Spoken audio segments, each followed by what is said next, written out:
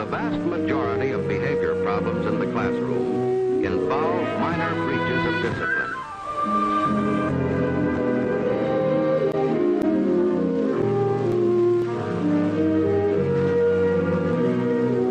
Well, hurry up, don't take all day.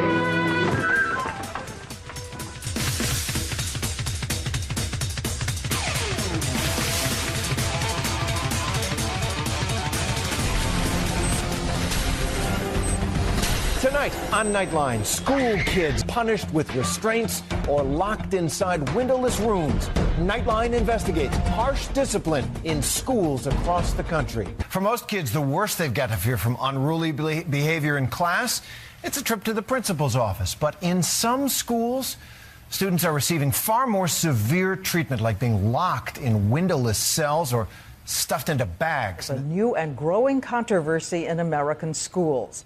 They are called isolation rooms, and they're used to restrain some children. Shocking cases like this one have been reported to Congress of special needs children under restraint getting hurt and even killed.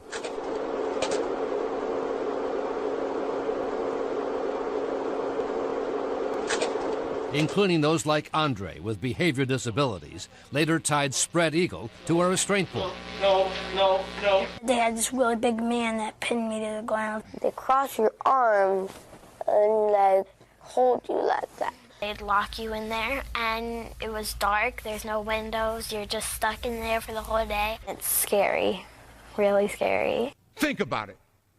Just put the vision of your child, your grandchild, your next door neighbor child in this picture. These are 4 and 5 and 6-year-old kids.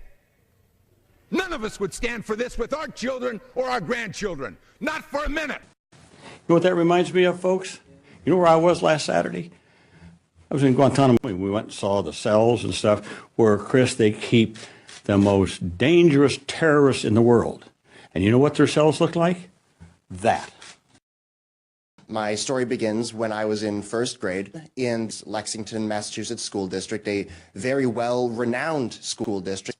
I was dragged down the hallway of the school by my wrists and thrown into a windowless, padded concrete room by myself, completely unsupervised for up to half an hour at a time. All too often, students have died after being restrained with the approved techniques.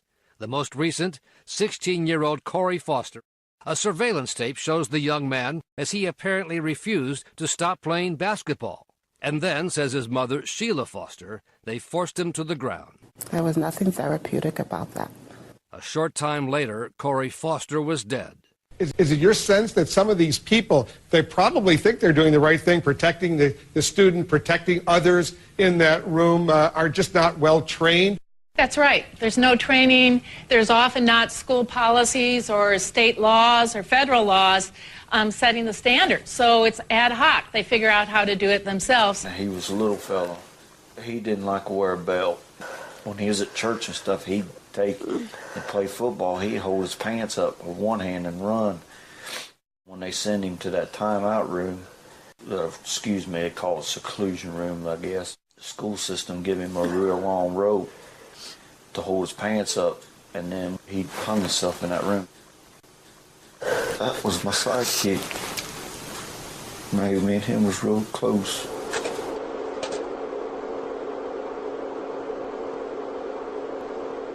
Think about your family. You don't have to take this to the abstract. These children cannot defend themselves against this practice, and their parents can't speak for them if they don't know.